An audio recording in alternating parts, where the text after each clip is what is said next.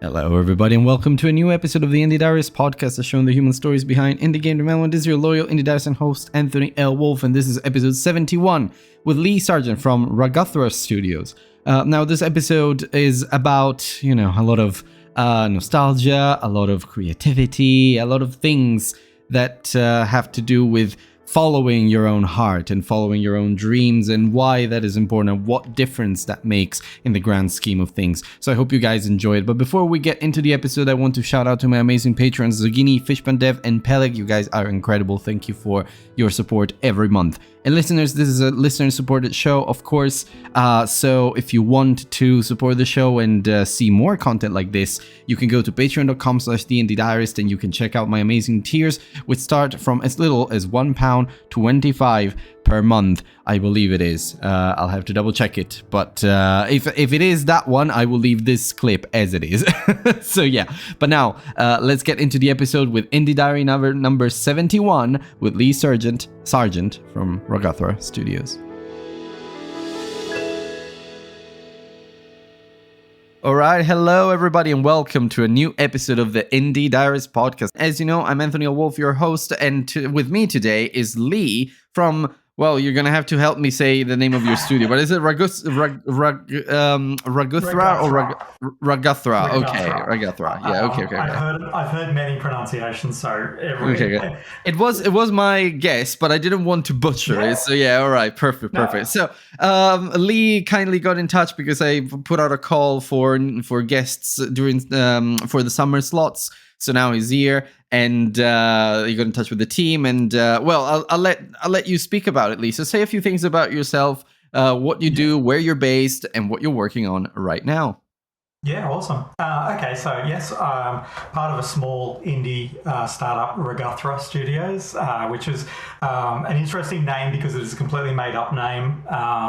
There was a bit of a joke that Hannah, who is my partner in Raguthra Studios, and I were talking while she was at work one day, and I think said something about, I made up a name about people worshipping some horrible deity named Raguthra, and it just kind of, it grew from there because we started talking about the backstory, and then just built this entire story around this Eye of Raguthra that people would go and worship and stuff. So we naturally, when we decided to branch into an indie game studio, we thought, well, let's pick a name that obviously no one will ever be able to pronounce off the first time, and doesn't actually mean anything. So we're actually, just as this week, we're actually a 3-person team now. Well, congratulations! Yeah, it's really exciting. We brought on Michelle, who she lives in Alaska, so we're no longer an Australian only. Wow. Okay. Team. So we had that. Be the first person I know from Alaska, or at least I've heard from Alaska. So yeah, I don't usually. Yeah. Right, so that's kind of. We talked about it, and Alaska's kind of similar to Tasmania. So we're in Tasmania, Australia. So except we're flipped. So our country gets colder as you go south, and of course America gets colder as you go north. Yeah. So it's a bit hard to wrap one's head around. So that's been really, really good, and we're basically a team of people who kind of came together, who just love the idea of making silly little stories that we'd like to play, and we have a lot of experience. Well, I have a lot of experience in like digital engagement. A lot of the experience and the research that I did during that career, often unappreciated, but was just lent itself really well to game development because I used game mechanics a lot in the first place. Perfect. And so then Hannah kind of said to me one day, well, why don't you use game mechanics for game mechanics. And I was like, oh, that actually kind of makes sense. Yeah, sure, let's do that. So it's been this amazing kind of journey. We're both lucky enough that we're being able to take time off kind of careers and stuff like that to move into a new career and see what it kind of where it'll go and etc. So it's been a bit of a journey. It's been we're coming up to a year. Hannah is our CEO and I'm the Chief Creative Director, which is kind of made up titles we wanted to go with because I didn't want to be fully in charge, which means paperwork, but I did want to kind of stick my nose into everything creative. So at present, we have one game out, which we saw as an important thing to get a game out to establish ourselves. Just literally, I kind of jokingly say if it's the worst game I ever made, I'll be happy. And then we're actually working on 2 titles. So we're kind of working as solo devs to try, but we're supporting each other. Yeah, I've seen that. Like on your website, it looks like you are also working on separate projects. Also, we have someone in the live chat, which shouldn't technically happen, Harold. I know you, of course. You're from the Discord. Hi, Alex. It's just saying, oh, live show. So nice to have you here, Alex. Nice to have you here. So yeah, well, I'm here with Lee, and of course we will dive into all of these elements as we go, Lee. But first of all, as you know, we have an icebreaker segment. So now I will start a timer, and in 60 seconds, I'm going to ask you basically as many questions as I can, and you can try to answer as many questions as you can, as concisely as possible. Now, I know you're not prepared for this, except for one question that I sent you, so this should be a nice and fun one. So are you ready for us to start? Yes. Okay, so I'm going to start the countdown. What's the first game you ever fell in love with? Okay, so the first game I fell in love with was a weird game because it's a simulator of basically a cargo spaceship, PSI 5 trading company. So just a monochrome game with minimum graphics, and you just fly a trade route with the crew that you hired, and that's it. So yeah, I fell in love with that one. Great. And can you pitch your game in one sentence? My game, Spaceship Down, is the game I'm working on currently. It is, imagine a very fun escape room on a giant spaceship. Okay, you like escape rooms from what I can see. What's the most underrated game everyone needs to play, in your opinion? Oh, wow, that's a really good one. Underrated game. I've been playing... terrible because I often just chase the games that are getting decent reviews and stuff. So it's probably not underrated at all. But Dredge, I think everyone should play. Dredge. Yeah, I've heard good things about Dredge. Okay. Okay, that's a good suggestion. And we're at time actually, so 3 questions out of about 10. Cool. That's fine. There were others that were like there were others that were about your favorite genre and such. But I'm sure these things will just bubble up to the surface as we go and as we talk. Awesome. So yeah, now we've done the prologue, the icebreaker with the tense music and such. We can relax, we can slow down, and we can actually get into your story and your path into game development. So this is an indie diary, as I like to call them. I see them as memoirs for the people that come onto the show.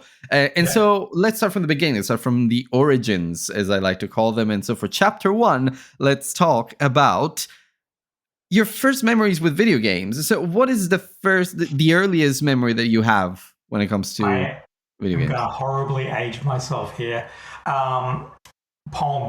Pong, okay. Now Pong is it's an interesting one because Pong used to come out with its own console. So here is possibly a game that you can run on a Casio watch, I think. It had its own wooden... That's it. It's your own wooden box with little paddles and stuff like that. And it was just literally, for anyone who's never seen it, it still works today, which is insane. But it's basically one line at either end, and you're basically hitting a square pixel back and forth. It is as simple as that. I played that at someone's house, or I was so young I don't remember the circumstances, but I do remember the game on a big TV. Well, I say big TV, one of those big giant TVs that are made out of wood casing and all that type of stuff that people used to turn into fish tanks later on. So I remember just sitting with that and just kind of going, this is kind of, wow, that's, and I think as a child, not had, it was magic. You had no idea how it's doing it, and it was ever so cool. And now, you move forward so many years and you're dealing with, this photorealistic kind of environments and stuff like that. And this was supposed to be a simulator of ping pong.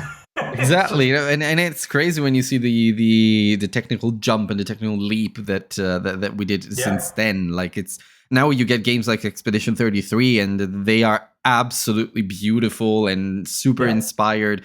Would be unthinkable to do something like that, even in cinema at the time. Most likely, it was pretty difficult to imagine something like that. That's really interesting because I've never made that connection. You're right. The special effects of the time, particularly early 80s, stuff like that. Unreal Engine now would have just blown all of that out of the water with what they can do.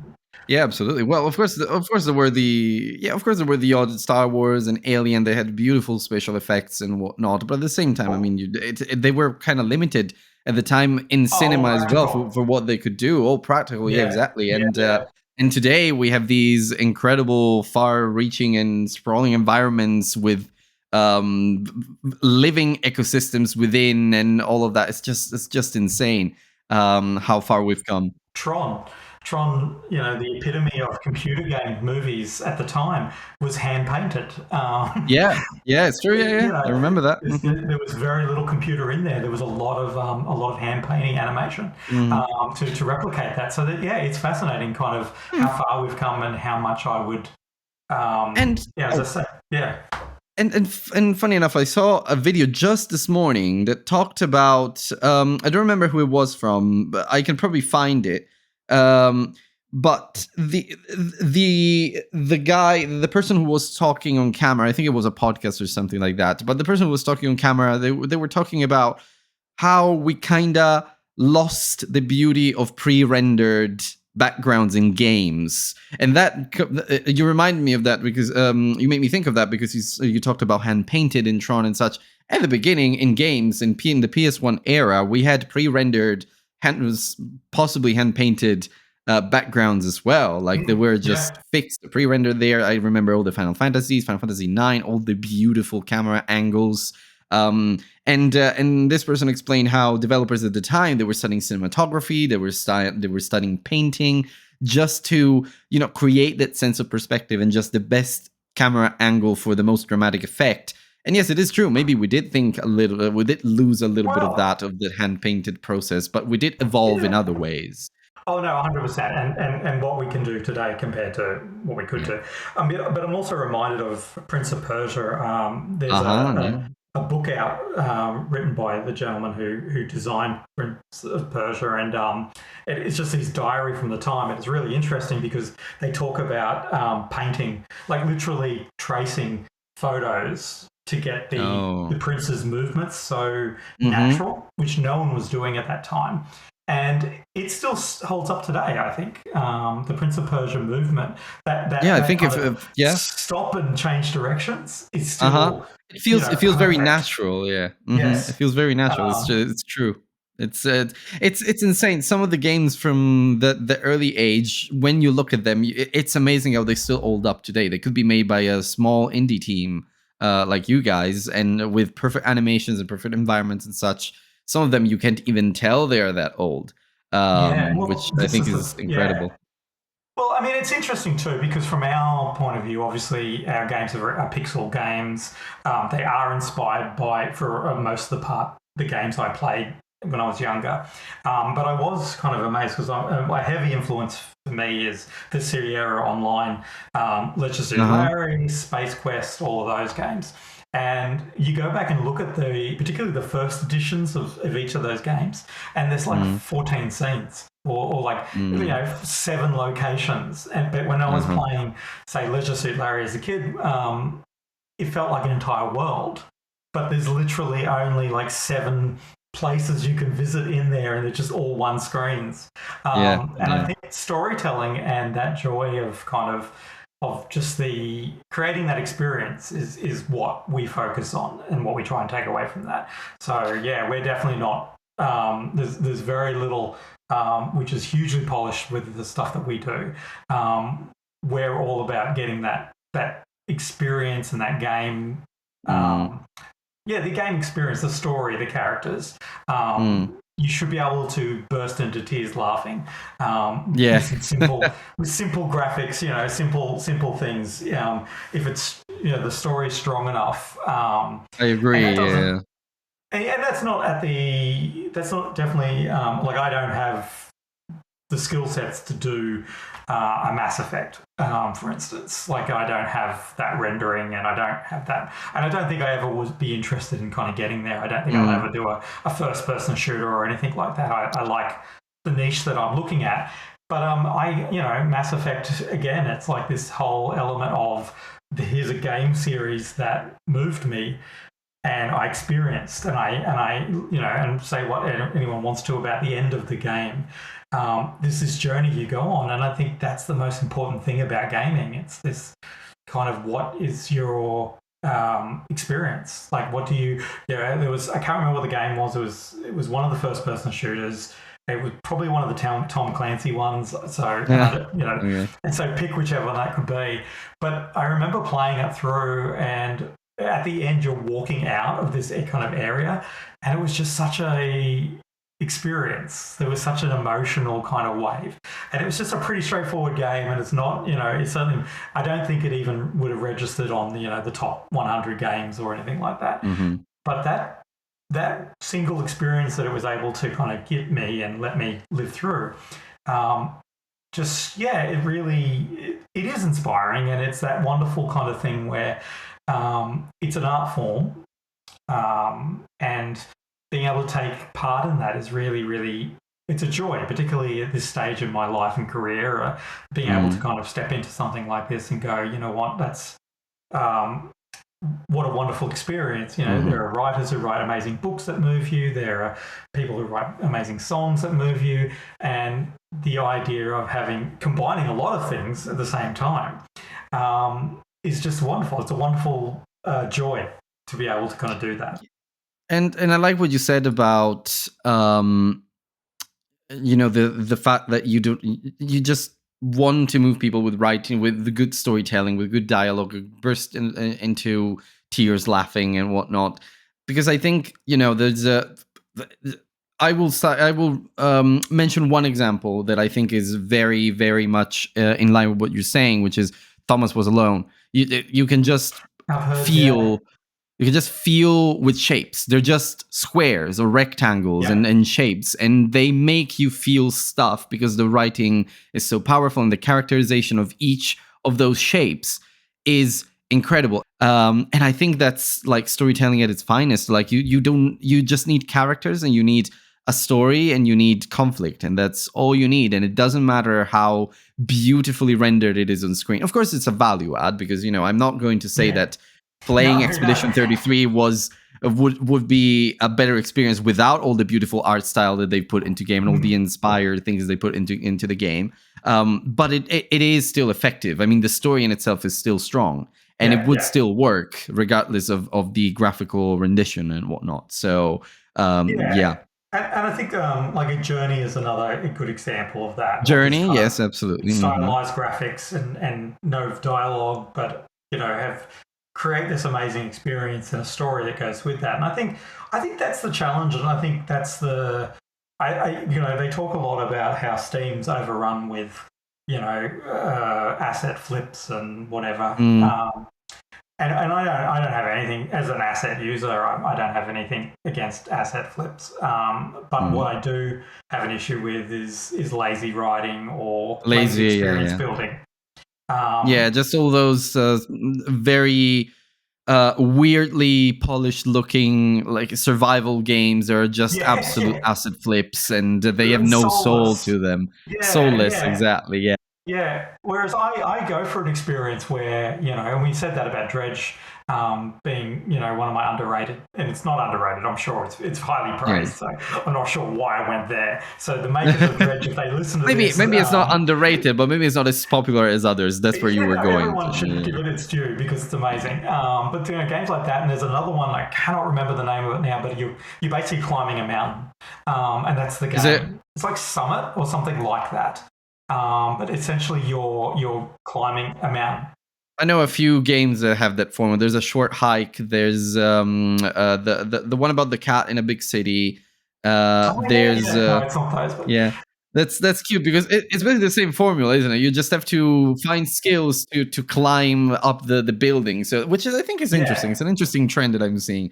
But it's also achievement of going tall, you know, up the top and stuff, and giving you that experience and giving you that. You've got a clear goal, Yeah, you've got a goal and you've got a sense of achievement, and I think that's important in itself. It's like when I was kind of developing. I mentioned we developed a game, kind of semi-game jam style type of thing to just make sure that we had something published. Howling Woods, which is essentially a maze game. That's what it is. One of the best pieces of feedback I got from user testing with Howling Woods was it's a little bit too mazy. There's a lot of maze stuff going on. It's like, that's the point. But it's that whole idea, you know, give something else. You know, don't just make it about going and solving a maze. It's, you know, you're cursed as a werewolf. And if you're going to get through the maze, and if you don't get through the maze, you'll turn into a werewolf and add some humor in there, and let someone have solve a puzzle and have a good time, and but don't make it impossible. I didn't have a chance to try it yet, but I will. I did definitely go on the Steam page and read some the 2 reviews that you have so far, and I'm sure they will grow over time. But it seems like a very cute game. But we'll talk about it just in a little bit. So to go back on track, I think. What I'm interested to know now is when did you realize you wanted to make games, actually? Because there's always that moment, I call it the watershed moment between playing games and then wanting to make them, which I think is what happens with a lot of hobbyists. They start as a hobby, and then if they get very invested, then they want to be part of that creation. Like people who love film so much, maybe they will end up being screenwriters or filmmakers. So when did that moment happen for you? Well, it's interesting because it's so I originally started off when I left school. I took time out of uni to write scripts for 6 months to give that a go. I wrote some terrible scripts, but it was fun at the time, and it was an experience. And I can always say that I gave it a go, and I've got a nice scrapbook of rejections. Then I drew like an illustrator for many years on the side. So creating has always been part of my life and the creative kind of thing, and wanting to do a comic book or wanting to write a book or anything like that type of stuff. And then what happened is obviously the day job takes on, and I did digital engagement marketing for a very long time, and then I wound up at a place where it was a really bad experience. It was really a really toxic experience, which did a lot of damage to me as me and who I was and all that type of stuff, and I became something I was very not happy with and very, very unhappy. So anyway, I basically had plenty of time to recover from that, and that took its time. But during that time, I had to make some decisions about what do I want to do with my life now. Like, do I still want to be a marketer? Do I still want to do social media and digital engagement? And from a career point of view. And what happened was, as I said, I acquired a lot of skills that would lend themselves really well to games, and I was, we're just throwing stuff around and just kind of this. Then I kind of went one day, you know what? Let's just give it a go. Let's try one of the game engines just to have a play. And I can't remember which one it was, but I built Asteroids, a clone of the Asteroids game. And I got to incorporate kind of my illustration into, building my own spaceship version of the triangle. And I really enjoyed that, but I put it on the shelf and I was just kind of finding myself. And then, as I said, one day Hannah and I were having a conversation, and she said, why don't you put, because I'd studied things like Disney park layouts. Okay. So Disney parks are designed very specifically to get you moving to information. Oh, yeah, interesting. I've heard about that. There's a theory called information foraging theory, which I was a massive fan of when web designing and UX experience and stuff. So being able to take all that kind of information and work out, well, how do I, so let's use, I know we'll talk about it, but using Howling Woods as that experience of that applied kind of thing was literally when you kill an enemy, it leaves remains. So that way you know that you've been in that part of the map. Vital in a maze game, leaving breadcrumbs. Yeah. So when I kind of looked at it very, very kind of sensibly, and which was odd considering it's such a not sensible career move, it just all made sense. And you're right, it was a watershed moment for me where I said, yeah, I want to do that. I want people to experience these little worlds that I create. That's great. Mm-hmm. And just walk away, having just take one thing away from it or something like that. So that was it. Yeah, it was a late in my career shift that took me to the very, very practical, safe world of indie game. Safe, absolutely safe, financially safe too. Yeah, financially amazingly. Howling Woods is an interesting concept, and I think it looks very cute, which is something that a lot of people said. I think now we're getting closer to the present, so I'm curious to know from you. Well, in this whole journey, going from your careers in digital engagement to now gaming, what is a big? I would usually ask a big development challenge that you've overcome.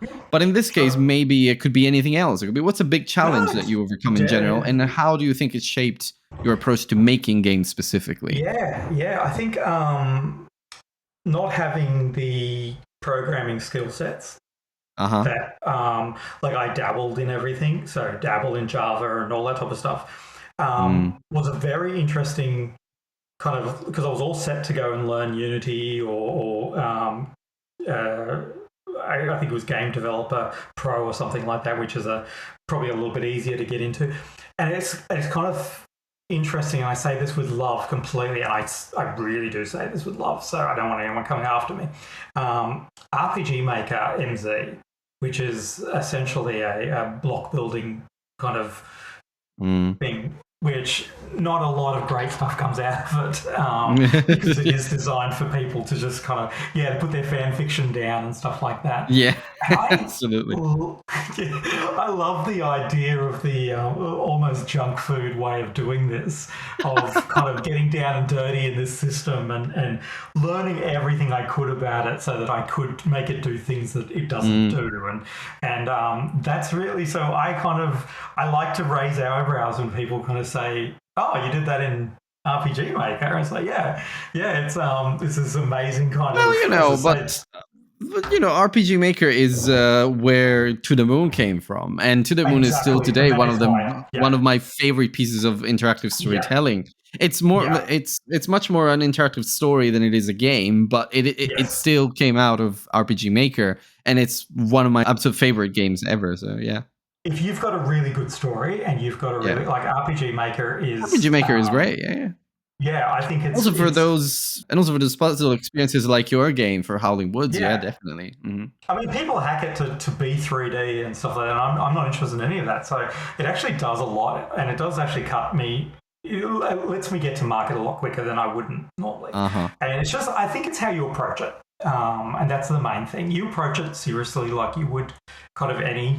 Like you can't use the default sounds. Don't use the default sounds. Anyone's ever used RPG Maker knows the default sounds. You got to change those things. You got to change. You got to change the assets. Treat it like an engine. Yeah. Make it yours. Treat it like an engine. Yeah, you do. And I kind of I think there's a beautiful artistry to that. I've seen people working with older versions of it who won't ever budge and do amazing things with it. So yes, I'm not knocking RPG Maker at all because I love it and I use it. But I am acknowledging the fact that it's not Unity and it's not Unreal Engine. It is what it is, and it's a really fun. I always, when I was drawing a lot, I would say to people, I love drawing because there's zero barrier to it. And I don't care what your quality of drawing is. It's not about that. It's not about the output that you do. It's about the experience that you have when you want to draw something. If it's stick figures and line drawings, great, awesome. Pencil and paper. And if you don't have that, a stick and dirt. That's our entry level to, and you see sandcastle, those sand art things that people do. So you can do amazing things with limited tools or simple tools. That's a great analogy. That's a great analogy. I like it. Yeah. Right. Well, then we are now definitely much closer to the present, and I would say when I was looking at the Raguthra website, it says story-driven, detail-packed adventures with just enough weird, which I loved. But would you like to say more about the Raguthra way? Because I would also add quite a bit of cute based on what I've seen. Yeah, it is. Look, in fairness, it was interesting because I had never kind of got into the cozy gaming type of thing. But what I did do when I was an illustrator was I would draw very what people would refer to as whimsical drawings. So very kind of almost Asian-inspired kind of line drawings, a little bit like Deadpool draws in his films. So I did that, and it's not easy.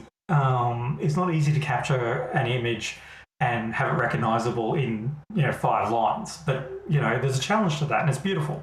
And so kind of when we were looking at how are we going to make our games, like what are they going to look like, and I've gone through a number of versions until we settled onto this idea of this 8-bit model, that asset theme that we decided to align with. We just went, you know what, Krishnal, who's the artist who does the base stuff, I said, look, let's work with what they're doing and make it our own and do our own thing, and be very thankful for him whenever he comes up with something really amazing, and then just adapt it even further type of thing. So we did that, and so that cute worked for us because it's hilarious. And this idea of drawing, for me, I used to draw quite, like I draw the alien chest burster coming out of someone looking like it was like in a children's book.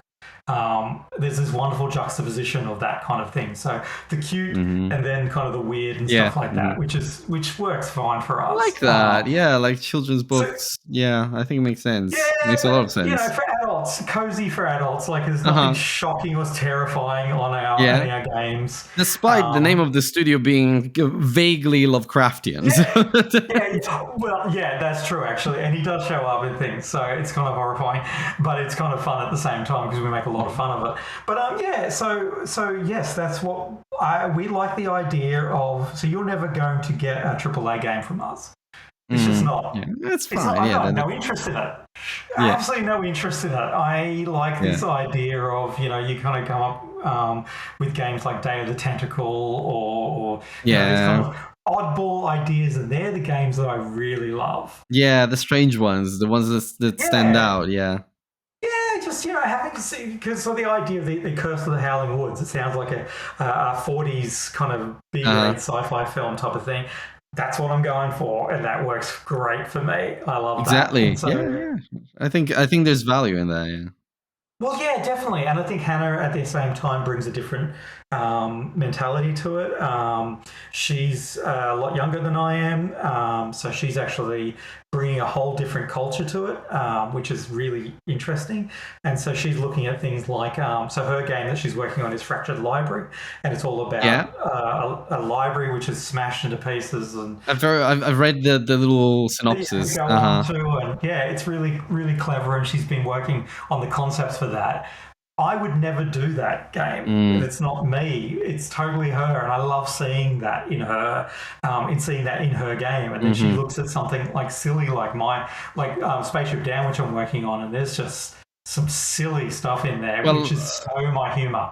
Well, I can see a figure of Star Trek behind you. Just vaguely, I could recognize it. So I can tell that you're a space fan. Maybe she's more of a bookworm, but yeah, the concept from Fracture Library reminded me of like Midnight Library, which is one of my favorite books of all time, and maybe she read it. If not, to recommend it to her, she would definitely love it. Well, yeah, and that's the thing. And she loves Labyrinth, and I think Labyrinth is very beautiful to look at, and it's okay.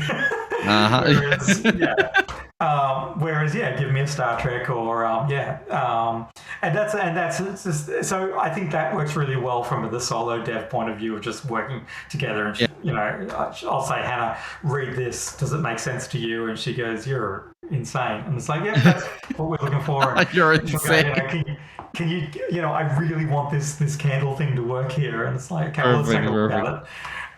So that works really well. And now we've got Michelle coming on board, who's a bit more of a wrangler for us as far as celebrating the games and getting them out there, which is nice. So I can go off and be weird and do my thing. That helps. That's a good eye too, spotting that Star Trek figurine. That's just because it's a small one. I see the logo, and I think it looks like Spock in Star Trek. It is. It's like I'm pretty impressed. But that's, I mean, the type of person I am is like, this is a terrible thing to say it like this, but I'm a head collector. So you can see in the background, there's the helmet from Mass Effect. I think Master Chief is back there somewhere. And is that Captain Kirk? I don't know if it is. Captain Kirk there too. Okay, all right. Okay. But all the Star Wars helmets, all this type of stuff, I've got a ridiculous amount of those type of props and things. And that's just me. I just enjoy that type of stuff. So, it's okay. It's totally fine. All the stars. I'm into all the stars, the Stargates, the Star Wars, the Star Treks, Marvel, Mass Effect, all that type of stuff. So great stuff. Okay. So that seeps into the work. And absolutely. I'm sure it does. When people play the game, hopefully they'll recognize things like this wonderful piece of graffiti in the spaceship that's basically a riff of Blade Runners. I've seen, ships burning off the horizon and all that sort of stuff. It's those type of references that when people get them too, it's just it's such a joy to come and go, I know what you did there. Okay. Well then, Lee, I mean, we're almost at time, but I still have some questions for you, and they're going to be some really good ones. So first of all, I mean, I'm curious. You've had people play your games so far, Howling Woods and others possibly. What's been one of the most memorable reactions someone has had to a game of yours? Oh wow! Okay, that's great. Okay, I love watching streamers play it. So streamers, this is a plug for me, just trying to get people to stream the game. But we always show up. We always show up to kind of watch it because there's an unbelievable joy in watching people recognize things on the screen. I've had people. So there's an enemy in the game in Howling Woods, the mushrooms. You don't encounter them until the end. And people hate them so much. And I won't spoil why, but they just hate them. And they were a particularly devious plot mechanism for me. And I love it when someone gets hit by one of them and just goes bananas. I love seeing that. Amazing, yeah. Just laughing in the right spots. Mischievous, yeah. Oh yeah, no, like I've got people cursing me out because of these mushrooms, and it's all luck driven too. So it's not like I've done it necessarily on purpose, except for one thing, and there's a mushroom which is positioned exactly where I want it to be for exactly the reason I want it to be, and that's a joy to see. Actually, I will say any indie game dev who's ever worked on something and seen someone play it and get it, there's nothing better than that. There's nothing better than knowing you put enough health things there. It's nothing better than saying, I'm so glad I cut off that part of the map. It gives you validation, doesn't it? Because you just say it sense checks your own choices, and you're like, that actually makes sense. Yeah, okay. Yeah, and you do, and you kind of go, and I think the first time someone said, all right, so there's some pumpkin guts here, so I've obviously been down this path, and I go, oh wow, that is so good. They're getting why I did what I did, and then they get other things which are, because part of the game mechanics is literally things to hold you up, because you're on a timer too, which is another element of the game which I didn't realize would create as much controversy as it has. But there's a big clock on the top. There's a scoreboard on the top which is counting down, and people hate that. I love your countdown. Have you played Outer Wilds? Because that you don't see the countdown there. Yeah, okay, but I love a good countdown. I love a good time loop and such. So yeah. Look, I do too. And again, it may have been playing. If you play Space Quest this year again, if you don't get off the spaceship quick enough at the start, I think you got 15 minutes, but you don't know that. Yeah, you do. Oh, great. Yeah, perfect. It just blows up, and you go, "What happened?" If you like time loops, I recommend a game that I absolutely love, and that I hosted someone. I hosted the writer just recently, Jim Griffiths. The game is The Sexy Brutale.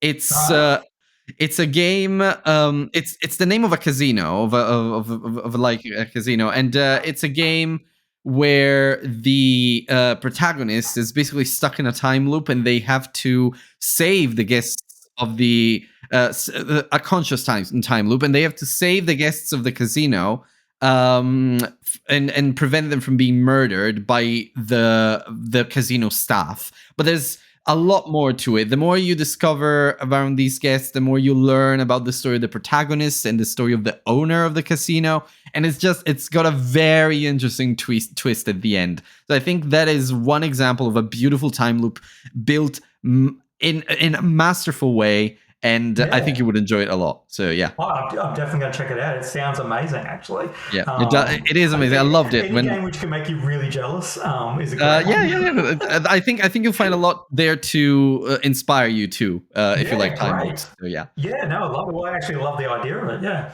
Perfect, and then let me know if you like it, because I think it's perfect. Right. So well, actually, everything that you said answering this question leads up to the one that I'm about to ask, which is the core of the Indie Diaries. Now we're in the last bit, the last segment, and it's all about reflecting and reflections. So I want to ask you, Lee, specifically, why are you a game developer?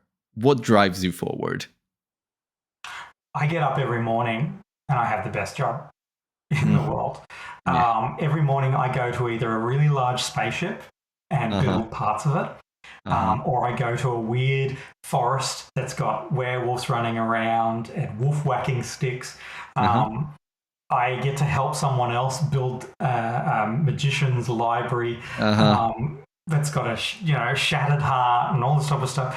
The reason why, I wanted to go into business for myself with my partners was literally because I wanted to give a really positive environment where people could just dream and be weird and but still be accountable and all that type of stuff. And I actually get to live that. And so I get up in the morning, and apart from just I'm a terrible morning person, I get up and I'm looking forward to hitting what I'm doing, like, and doing research for it and stuff like that. So that's why I'm in like, I love, and we talk about kind of like Howling Woods was always never going to be a big money game, and it was never going to be that. And literally, it doesn't even hit on our radar of, we give away a lot more copies than we've sold. And none of that matters to me, because it's all about that kind of, one is the experience that people are having with that. And so chasing that kind of, squeezing every dollar out of kind of everything, it's just not there for us, because it's about that shared experience. And if I have one person write to me and say, I had the best time playing that game, nice 2-hour game, don't have to do, I didn't have to commit everything to it. It is the best feeling in the world. Yeah. Yes, you need to get financially viable eventually, and that's part of the that's part of the game. Yeah. And that's something we're not ignoring, but it's it's not the thing which drives. I do this at minimum wage, easy. I mean, I've done it below minimum wage, so that's fair. Minimum wage would be really nice, actually. That's what a lot of people tell me. Yeah, I think it is very, very powerful, and I agree. I did a few games myself last year for 2 game jams, and still, there were small games that were not profitable at all. Seeing people under the comments saying, "Oh, this is absolutely a storytelling gem in this game jam. More people should play it because I think it's one of the best stories I've played in this game jam specifically." And it was like, wow, as a writer, that makes me very proud. Well, I was about to say, as a writer, that must be, forget about the whole kind of, someone got to experience your writing. Exactly, yeah. And it doesn't matter how they didn't read it. It meant that they experienced your writing, which is, I think, and they is loved a huge part of this. Yeah, that's it. Oh, look, and I think the flip side can be, if you can find just the right people to love it and everyone else hates it. Again, I don't, I think that's a kind of, I was very inspired by Ed Wood, who, famously did the worst movie ever, Plan 9 from Outer Space. But the thing is, he was so passionate about making films. Yeah, he was. It's true. So to me, it's like hard to kick him. So what, the octopus doesn't look alive and people are running into things. It's the joy and exuberance. Yeah, it's the fun that he had to do with them. Yeah, it's the fun and the excitement. And if you want to sit there and go, oh, this is terrible because that's clearly a fake tombstone, it's like, oh, I think you're missing the point. Because that's not what this is about. And I think it's the same, like as you said, you had a small game. So, it's not the sweeping no man's land or whatever type of thing. But it's an experience that someone got to have and they enjoyed it, and you never get to take that away from you. Yeah. And that person has that forever. And I think that's what you do a 9-to-5 job, and I'm not kind of criticizing anyone who does the normal job. It's important, et cetera, et cetera. But I hope that you have something outside of that you get to put your passion into. Absolutely, that makes that difference. I'm a big advocate for that, totally. Yeah. Right, Lee. So I think we are basically there. I've only got one more question for you, and because these are indie diaries and kind of memoirs in my head. Imagine this were your final diary entry, final journal entry. What's one message you would leave for others, be it players or fellow developers? Don't hold back. Never don't think that something's silly. Just don't not draw the picture because you can't draw unicorns. Don't not read the book because everyone says it's silly garbage. Don't not watch the movie because everyone else is hating on it. I genuinely think, and creating wise, do a podcast. Just even though everyone says it's horrific and whatever, do whatever it is that you take to a fancy, because you never know what'll sparkle hit, and life's too short and too limited for you not to kind of go, hey, you know what? I always wanted to do a game, or I always wanted to paint a picture, or whatever. Do it. Do it. Doesn't matter how good or bad it'll be at the end. It's that experience. You need to do it. It's one of the most thoughtful and touching answers I've had to this question, and I really deeply resonate with it, because I think it's important that you don't hold back, that you just go your own way, you do whatever you want to do. I've spoken to so many developers thanks to this podcast, and I wouldn't have done it if I never founded the Indie Diaries in the first place. I wouldn't have met all of these amazing people, and it all started from one person telling me what's stopping you from doing it. So, and it was a colleague at work. So that was a blessing, and I think it taught me so many things. So I'd really agree with you, Lee, there. Well, I was going to say, one of my favorite quotes is from Kevin Smith. Surround yourself with people who say cool, how can I help? Instead of people who say why. Yeah. Oh, I'm going to make a movie. Why? Yeah. Doesn't matter. I'm going to make a movie. Cool. How can I help? Up the car's Absolutely. Totally agree with that. Yeah. Okay, Lee. Now, I guess it's time for some parting words. It's been a beautiful episode. It's been lovely having you here. Where can other people find you? And if they do, what's the best way to support you? Yeah, cool. Okay, so we're actually, Lee from Raguthra tends to be my handle on kind of any social media, but if you go to raguthra.com, you'll find us everywhere. We have the traditional things, the Patreons and all that type of stuff. Really, if you want to support us, literally just have a go at the game. Whenever it's on sale or whatever type of thing, grab it, and then just celebrate it. Just if you enjoyed it, leave a review. If you didn't enjoy it, let us know why. All that type of stuff. I just think, just be on the journey with us. So if you can't afford, I know what the world's like right now, and anyone throws us a couple of dollars on Patreon every month, love them. Cherish that. Don't take it for granted. But if you can't, there's just say hi online. Jump on with a follow or a like and a share. It makes all the difference. And if someone ever quotes anything from me, back to me or just something, they say, I had someone send me a text message at 12:30 at night saying I turned into a werewolf. And I'm like, you're the first person I've encountered who's not finished the game. But that's awesome. And it made all the difference. I just love it. Just live it and enjoy it. You can find us. You can definitely do a search for us. It's easy to track us down. But yeah, and if you track us down, just be and engage as a human being. It's awesome. Yeah. Okay, I think and please do go and support Lee in any way and Raguthra Studios in every way you can, because this amount of passion cannot just go unnoticed, and that's the only thing that I will say at the end of this episode. Thank you so much, Lee, for being an amazing guest. It's been a pleasure speaking to you, and wishing you all the best with Raguthra Studios. Thanks so much. And that, my friends, is a wrap on episode 71 of the Indie Diaries podcast. Thank you so much for listening, and thank you to Lee for being a lovely guest. Really amazing to have you on the show and to discuss all things, dreams and just following your own heart and just not holding back, and all of that jazz. I wish you all the best with Raguthra Studios and with whatever you're doing next. I hope you are checking out the games that I recommended to you. And yes, so listeners, if you enjoyed this episode, please subscribe to the show. You can leave a rating, 5 stars. That always helps. And you can also find me on social media at The Indie Diarist. I'm mostly active on Threads these days. You can also find me on Blue Sky and sometimes Instagram. I mean, it depends. But yeah, you can also get in touch at Anthony at theindiediarist.com. And theindiediarist.com is the landing page where you can find all of the links to support the show, including Patreon, Coffee if you want to leave a donation, those kinds of things, and also YouTube, where sometimes I stream a little more these days. I'm trying to be a bit more consistent, so yeah. And of course, you can also join the Discord server where we talk about games pretty much every day. And if you're an indie game developer yourself, please get in touch, because I would love to tell your story to my listeners. Speak to you next time.